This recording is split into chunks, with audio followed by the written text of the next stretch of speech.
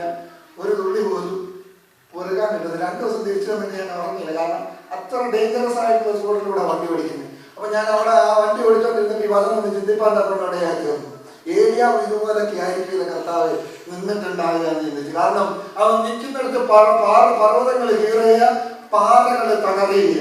ഏലിയാവ് കർത്താവ് ഇതെന്നാ പരിപാടി സംഭവിക്കുന്നത്? ഞാൻ അവിടെ എങ്ങാനും ചത്തേനേലോ, ഞാൻ അവിടെ എങ്ങാനും മരിക്കാൻ നിന്നാണല്ലോ, നീ ദൂതനെ വിട്ടു, ഭക്ഷണം കഴിപ്പിച്ച് ഇവിടെ കൊണ്ടുവന്ന് നിർത്തി, ഇവിടെ എല്ലാം വളരെ പ്രശ്നങ്ങളാണല്ലോ എന്ന് ചോദിക്കുമ്പോൾ ദൈവത്തിന് അവനോടൊരു മറുപടി പറയാനുണ്ട്. ഏലിയാവേ, നിന്നിക്കുന്നിടത്ത് കൊടുങ്കാറ്റ് വന്ന ആ കൊടുങ്കാറ്റിന് നിന്നെ ഒന്നും ചെയ്യുവാൻ കഴിയും. നിന്റെ കാലിന്റെ ചുവട്ടിലെ പർവ്വതങ്ങൾ കീറിയെന്നിരുന്നാൽ ആ കീറുന്ന പർവ്വതത്തിന്റെ ശബ്ദം നിന്റെ കാതുകളിൽ പതിക്കുമ്പോഴും നീ നിൽക്കുന്നത് പർവ്വതത്തിലാണ്. ഏലിയാവേ, എന്റെ ഉള്ളം കരത്തിലാണെന്ന് ഞാൻ നിന്നെ തിരിച്ചറിയിക്കുവാനാണ് കൊണ്ടുവന്നിരിക്കുന്നത്. നീ നിൽക്കുന്നിടത്ത് പാറകൾ പൊട്ടി വീഴുന്ന ശബ്ദം നീ കേൾക്കുമ്പോൾ നിന്റെ കാലിന്റെ ചുവട്ടിലുള്ള പാറ വീണു പോകുമെന്ന് നിനക്ക് തോന്നുമാറുള്ള അവസരങ്ങൾ നിന്നെ കടന്നു വരുമ്പോഴും നിന്റെ കാലിന്റെ ചുവട്ടിലുള്ള പാറയും പൊട്ടി വീണാലും ഒന്നും സംഭവിക്കാതെ വണ്ണം നിന്നെ നിലനിർത്തുവാൻ കഴിവുള്ള ഒരു ദൈവമാണ് ഞാനെന്ന് നിന്റെ ജീവിത അനുഭവത്തിലൂടെ നിന്നെ പഠിപ്പിച്ച ശേഷം ഇസ്രായേലിന്റെ കൊട്ടാരത്തിലേക്ക് നിന്നെ തിരിച്ചറിയുവാൻ ഏലിയാവെ ഞാൻ നിന്നെ കൊണ്ടുവരുന്ന ദൈവങ്ങളോട് അരുളി ചെയ്തപ്പോൾ ഏലിയാവ് ബലപ്പെടുവാൻ ഞാൻ നിന്നിച്ചപ്പോൾ ദൈവങ്ങളോട് പറഞ്ഞൊരു കാര്യമായിരുന്നു. എന്തിനാ ഇതൊക്കെ എന്ന് ചോദിച്ചാൽ ഇന്ന് ഇസ്രായേലിനെ കണ്ട് ന്യായത്തിൽ എന്ത് ചെയ്തത്? പേടിക്കരുത്. ഇസ്രായേലല്ല, പാറയല്ല, നീ നിൽക്കുന്ന പർവ്വതം ദൂരി പൊട്ടിയാലും നിനക്കൊന്നും സംഭവിക്കത്തില്ല. ഏലിയാവിനോട് സ്വർഗത്തിലെ ദൈവം വാക്കും ഭാഷണവും കൂടാതെ ചോദിക്കുന്ന ചില ചോദ്യങ്ങളാ. ഏലിയാവേ, നിനക്ക് മുമ്പിൽ കൊടുങ്കാറ്റടിച്ചു, നിനക്ക് എന്തെങ്കിലും സംഭവിച്ചോ? ഒന്നും സംഭവിച്ചില്ല കർത്താവേ. എന്നാൽ ഈ കൊടുങ്കാറ്റ് ഇസ്രായേലിന് മുമ്പിൽ അടിച്ചാൽ അവൾക്ക് എന്ത് സംഭവിക്കും? അവൾ അവിടെ കാണത്തില്ല കർത്താവേ. നീ നിൽക്കുന്നിടത്ത് പർവ്വതം കീറി, നിനക്ക് എന്തെങ്കിലും സംഭവിച്ചോ? ഒന്നും സംഭവിച്ചില്ല കർത്താവേ. എന്നാൽ ഇസ്രായേലിന്റെ കൊട്ടാരം പണിതിരിക്കുന്ന ആ പർവ്വതം ഒന്ന് കീറിയ കൊട്ടാരം അവിടെ ഉണ്ടാകുമോ? അവിടെ ഉണ്ടാകത്തില്ല കർത്താവേ. നീ നിൽക്കുന്നിടത്ത് പാറകൾ തകർന്നു വീണു, നിനക്ക് എന്തെങ്കിലും സംഭവിച്ചോ? ഒന്നും സംഭവിച്ചില്ല കർത്താവേ. എന്നാൽ ഇസ്രായേലിന്റെ കൊട്ടാരം നിൽക്കുന്നിടത്ത് പാറകൾ തകർന്നു വീണാൽ അവളെ പെറുക്കിക്കൊണ്ടുവാൻ കിട്ടുമോ? അവളെ കിട്ടാത്തില്ല കർത്താവേ.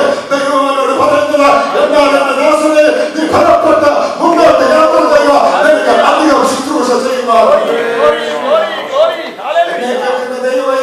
പ്രതികൂലങ്ങൾ നമ്മളിൽ കടന്നു വരുന്നുണ്ടെങ്കിലും ആ പ്രതികൂലത്തിന് മുമ്പിൽ നമ്മെ പിടിച്ചു നിർത്തുവാൻ കഴിവുള്ള ഒരു ദൈവശക്തി എനിക്ക് ലഭ്യമാണ്. അതേ പ്രതികൂലം ദൈവമില്ലാത്തവരുടെ ജീവിതത്തിൽ ആനടിക്കുമ്പോൾ അവനെ കാണുവാൻ കിട്ടുകയില്ല. ഇന്നിന്റെ പകലിൽ വിടിയിരിക്കുന്ന ഓരോ ദൈവമക്കൾക്കും സാക്ഷ്യം പറയുവാൻ കഴിയും. എന്റെ ജീവിതത്തിൽ കൊടുങ്കാറ്റടിച്ച നാളുകളുണ്ടായിരുന്നു, പർവ്വതങ്ങൾ കീറിയ നാളുകളുണ്ടായിരുന്നു, പർവ്വതങ്ങൾ ഉണ്ടായിരുന്നു, അനുഭവം എനിക്കുണ്ടായിരുന്നു. എന്നാൽ മധ്യത്തിൽ തളർന്നു പോകാതെ, തളർന്നു പതറി പോകാതെ സമയത്തിന് എന്നെ നിലനിർത്തിയതുകൊണ്ട് അഭിമുഖീകരിക്കാനുള്ള ഒരു ദൈവശക്തി എന്റെ അകത്ത് വ്യാപരിച്ചു കൊണ്ടിരിക്കുകയാണ്. നമുക്ക് ആർക്കും ഭാരപ്പെടേണ്ട ആവശ്യമില്ല. ഒരു പ്രശ്നമില്ല. ഞാൻ തലപ്പുറക്ക് വില്ലേജിലേക്ക് കടന്നു പോകുമ്പോൾ എന്റെ കൂടെയുള്ള കൂട്ടുപ്രാർത്ഥകർ പറയും, क्या करेगा लोग परेशान करेगा मैं कुछ मुसीबत बढ़ गई तो क्या करेंगे? ഞാൻ പറയും, എന്ത് ചെയ്യും പാസ്റ്റർ? ആൾക്കാർ അടിക്കാൻ വന്ന് എന്ത് ചെയ്യും? എന്തെങ്കിലും പ്രശ്നം ഉണ്ടായി എന്ത് ചെയ്യും? ഞാൻ പറയും, ഒന്നുകൊണ്ട് ഭാരപ്പെടേണ്ട. 6 വർഷമായിട്ട് നമ്പറാൻ നടത്തിക്കൊണ്ടിരിക്കുക. ഇതിലും വലിയ വില്ലേജിൽ പോയിട്ട് ആണ് നമ്മൾ സുവിശേഷം പറഞ്ഞതാ, നമ്മൾ സഭ സ്ഥാപിച്ചതാ. എവിടെയും നമ്മൾ സഭ സ്ഥാപിക്കും. കാരണം ഭയപ്പെടുന്നവരല്ല. പ്രതികൂലം മുമ്പിൽ കടന്നു വന്നു, ജനമണിക്കാൻ കടന്നു വന്നു, പോലീസ് സ്റ്റേഷനിൽ പോകേണ്ടി വന്നു, പോലീസുകാരെ ചോദ്യം ചെയ്തു. പക്ഷെ അവിടെ ഒന്നും നമ്പറാൻ കൈവിട്ടില്ല. അവരെ ദൈവപ്രവൃത്തി മുന്നോട്ട് പോയെങ്കിൽ മുന്നോട്ട് കൊണ്ടുപോകുവാൻ കർത്താവ് നമ്മെ സഹായിച്ചുകൊണ്ടേയിരിക്കും. ഇന്ന് പകൽ എന്നെ കേൾക്കുന്ന ദൈവങ്ങളെ, ക്രിസ്തുവിനെ നാം ഒന്ന് ശ്രദ്ധിച്ചു നോക്കാം. ഒരു ദൂതൻ ഇറങ്ങിയപ്പോ ഇത്രയും സംഭവിച്ചെങ്കിൽ കർത്താവ് ഇറങ്ങിയ സംഭവിക്കാതിരുന്നില്ലതാണ്. സ്വത്രം സ്വത്രം. ഞാൻ സമയം പോയതുകൊണ്ട് ഞാൻ അവസാനിപ്പിക്കാൻ ആഗ്രഹിക്കുക. എബ്രായ ലേഖനം 4-ാം അധ്യായത്തിൽ ഒരു വാക്യം കൂടെ വായിച്ച് ഞാൻ അവസാനിപ്പിക്കുവാൻ ആഗ്രഹിക്കുക. എബ്രായ ലേഖനം 4-ാം അധ്യായം വായിക്കുമ്പോൾ നാം ഇവിടെ ഇങ്ങനെയാണ് കാണുന്നത് കൊണ്ട് നമുക്ക് ദൈവത്തിനായ യേശു ആകാശത്തിൽ കൂടെ കടന്നുപോയി ശ്രേഷ്ഠ മഹാപുരോഹിതനായി നമുക്കുള്ളത് കൊണ്ട് നാം നമ്മുടെ സ്വീകാര്യം മുറുകെ പിടിച്ചുകൊള്ളുക. അപ്പൊ യേശുവിനെ പറ്റി പറയുന്നത്, യേശു ആരാ? ശ്രേഷ്ഠ മഹാപുരോഹിതനാണ്. പുരോഹിതനുണ്ട് പഴയ നിയമത്തിൽ, മഹാപുരോഹിതനുണ്ട് പഴയ നിയമത്തിൽ. എന്നാൽ ശ്രേഷ്ഠ മഹാപുരോഹിതൻ പഴയ നിയമത്തിൽ ഇല്ല. പഴയ നിയമത്തിൽ പുരോഹിതനും മഹാപുരോഹിതനും ഉള്ളൂ. ശ്രേഷ്ഠ മഹാപുരോഹിതൻ യേശു കർത്താവ് ഒറ്റ ആളേ ഉള്ളൂ. അതെന്താ അങ്ങനെ പറഞ്ഞതെന്ന് ചോദിച്ചാൽ, അങ്ങനെ പറഞ്ഞതിന്റെ വലിയൊരു കാരണമുണ്ട്. അതിന്റെ 16-ാം വാക്യം വായിക്കുമ്പോൾ, അതുകൊണ്ട് കരുണ ലഭിപ്പാനും തത്സമയത്ത് സഹായത്തിനുള്ള കൃപ പ്രാപിപ്പാനുമായി നാം ധൈര്യത്തോടെ കൃപാസനത്തിന് അടുത്ത് ചെല്ലുക. പഴയ നിയമത്തില് 2 ദൂതന്മാർ കെരൂബുകൾക്ക് മധ്യേ വെച്ചിരിക്കുന്ന കൃപാസനത്തില ദൈവസാന്നിധ്യമുള്ളത് ഇസ്രായേലിന്റെ മധ്യത്തിൽ. ഇസ്രായേലിന്റെ നടുവിലെ ദൈവസാന്നിധ്യം കൃപാസനത്തിലിരിക്കുന്ന 2 ദൂതന്മാരുടെ നടക്കാം.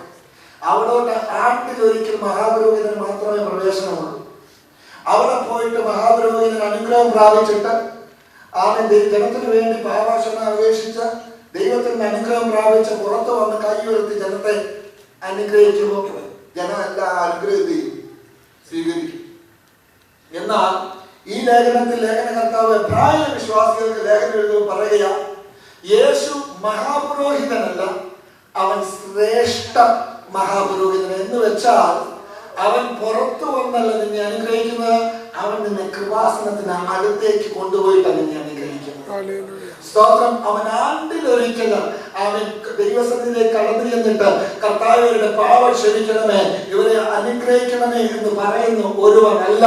അവൻ നിന്റെ ജീവിതത്തിന്റെ എല്ലാ നാളുകളിലും, ഒരു ദിവസത്തിന്റെ 24 മണിക്കൂറും, ഒരു ദിവസത്തിന്റെ ഒരാഴ്ചയുടെ 7 ദിവസവും, ഒരു മാസത്തിന്റെ 30 ദിവസവും, ഒരു വർഷത്തിന്റെ 365 ദിവസവും പിതാവിന്റെ ഫലത്ത് ഭാഗത്ത് നിന്ന് ഇവിടെ ഇരുന്ന് ദൈവത്തെ ആരാധിക്കുന്ന ഓരോ ദൈവത്തിന്റെ പേര് പറഞ്ഞ് എന്റെ പിതാവേ, എന്റെ രക്തം കൊടുത്ത് വീണ്ടെടുത്ത ഈ പൈതലിനെ നീ സൂക്ഷിക്കുമാറാകണമേ, നീ അവനെ പാപം ക്ഷമിക്കുമാറാകണമേ, നീ അവനെ അനുഗ്രഹിക്കുമാറാകണമേ, നീ അവനെ രക്ഷിക്കുമാറാകണമേ എന്ന് ജീവിതത്തിന്റെ എല്ലാ സെക്കൻഡിലും നിനക്ക് വേണ്ടി അപേക്ഷിച്ചു കൊണ്ടിരിക്കുന്ന ഒരു കർത്താവ് സ്വർഗത്തിൽ പിതാവിന്റെ ഫലത്ത് ഭാഗത്ത് ഉള്ളതുകൊണ്ട് ഇതിന്റെ പകരം ഞാൻ നിങ്ങൾ ജീവനോടെ എന്ന് ദൈവത്തെ ശ്രദ്ധിക്കുന്നു. പലപ്പോഴും നമ്മുടെ ഇതൊക്കെ നമുക്കിങ്ങനെ കിട്ടിയതാണ്, നമുക്ക് കിട്ടിയതല്ല. തമ്പുരാന് പിതാവിന്റെ ഫലത്ത് ഭാഗത്തിരുന്ന് അപേക്ഷിക്കുകയാണ്. കൃപാസനത്തേക്ക് ചെല്ലുമ്പോൾ കരുണയും തൽസമയത്തുള്ള കൃപയും. കൃപ എന്ന് പറഞ്ഞാൽ വേർഡ് ഗ്രേസ്. ഗ്രേസ് എന്ന് പറഞ്ഞു കഴിഞ്ഞാൽ ദൈവത്തിന്റെ ഫേവറാണ്, ദൈവത്തിന്റെ ഗിഫ്റ്റാ.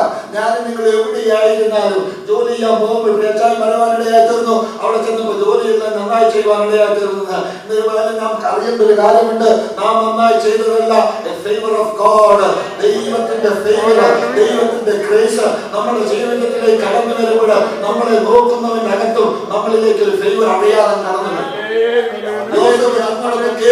അവൻ ശ്രീരാമനായതിന്റെ കാരണം അവന്റെ മേൽ ദൈവ കൃപയുടെ ആത്മാവുണ്ടായതുകൊണ്ട് ജനം അവനെ നോക്കുമ്പോൾ അവനെ ഇഷ്ടപ്പെടുക. കാരണം ആരും അവനെ ഫേവർ ചെയ്യുമോ? കാരണം സ്വർഗത്തിലെ തമ്പുരാൻ അവനെ ഫേവർ ചെയ്യുക. ദൈവത്തിലെ കൃപാസനത്തിലേക്ക് നാം കടന്നു വരുമ്പോൾ ദൈവം നമ്മെ ഫേവർ ചെയ്യുക, ലോകം നമ്മെ ഫേവർ ചെയ്യുക. ഒറ്റ വാദം കൂടെ പറഞ്ഞ് അവസാനിപ്പിക്കും. ഒരിക്കൽ പത്രോസ് ചിന്തിച്ചു, ഞാൻ വലിയ മിടുക്കനായതുകൊണ്ട് ഇങ്ങനെ മുന്നോട്ട് പോകുകയാണ്. കാരണം ഞാൻ ആരാ എന്ന കർത്താവിന്റെ ചോദ്യത്തിന് പത്രോസ് പറഞ്ഞു, ഈ ജീവനുള്ള ദൈവത്തിന്റെ പുത്രനായ ക്രിസ്തു. അപ്പൊ കർത്താവ് സർട്ടിഫിക്കറ്റ് അങ്ങ് എഴുതി കൊടുത്തു. എന്താ അറിയാമോ? ജഡരക്തങ്ങളല്ല നിനക്ക് വെളിപ്പെടുത്തിയത് സ്വർഗത്തിലെ പിതാവ്. അപ്പൊ പിതാവിന്റെ റെവലേഷൻ ഉള്ളവനാണ് പത്രോസ്. സർട്ടിഫിക്കറ്റ് ആയില്ലേ? സർട്ടിഫിക്കറ്റ് കിട്ടിക്കൊണ്ട് മിടുക്കനായിട്ട് നിൽക്കുമ്പോൾ അവൻ പറയുക, കർത്താവ് നിനക്ക് സംഭവിക്കരുതെന്ന് പറയുമ്പോൾ കർത്താവ് പറയുന്നത്, ശീമോനെ, സാത്താൻ നിന്നെ ഗോതമ്പ് മണി പോലെ പാർക്കേണ്ടതിന് പലവട്ടം കൽപ്പന ചോദിച്ചു, ഞാനോ നിന്റെ വിശ്വാസം പോയി പോകാതിരിക്കേണ്ടതിന് നിനക്ക് വേണ്ടി അപേക്ഷിച്ചപ്പോൾ അതെപ്പോഴായിരുന്നു കർത്താവ്? അത് ഞാൻ അറിഞ്ഞില്ലല്ലോ. എന്നാലും പത്രോസ് കർത്താവ് പറയുന്നത്, നീ അറിയാതെ നിനക്ക് വേണ്ടി ഞാൻ അപേക്ഷിച്ചുകൊണ്ടിരിക്കുന്നു. നീ ഇന്നിവിടെ കാണത്തില്ല. പല സർട്ടിഫിക്കറ്റുകളായി മുന്നോട്ട് പോകുമ്പോൾ നമ്മുടെ ജീവിതത്തിൽ സർട്ടിഫിക്കറ്റ് ഒക്കെ ഉള്ളതുകൊണ്ട് ഞാൻ മുന്നോട്ട് പോവുകയാണ്. പറയുന്ന സർട്ടിഫിക്കറ്റ് എല്ലാം ഉണ്ടെങ്കിലും കടന്നു വന്നപ്പോ നീ അറിയാതെ, നീ അപേക്ഷിക്കാതെ, നീ നിനക്കൊരു തിരിച്ചറിവ് പോലും ഇല്ലാതെ, അവന്റെ ഒരു ചെറിയ പൊടി പോലും ശരീരത്തിൽ നിന്നെ സൂക്ഷിക്കേണ്ടതിന് നിനക്ക് വേണ്ടി അപേക്ഷിച്ച എന്റെ സ്വന്തം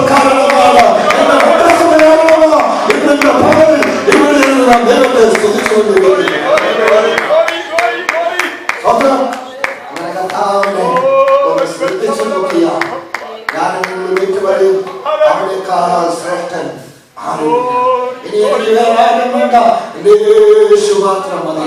വിവദനങ്ങളാൽ ദൈവം നമ്മെ അനുഗ്രഹിക്കുമാറാകട്ടെ.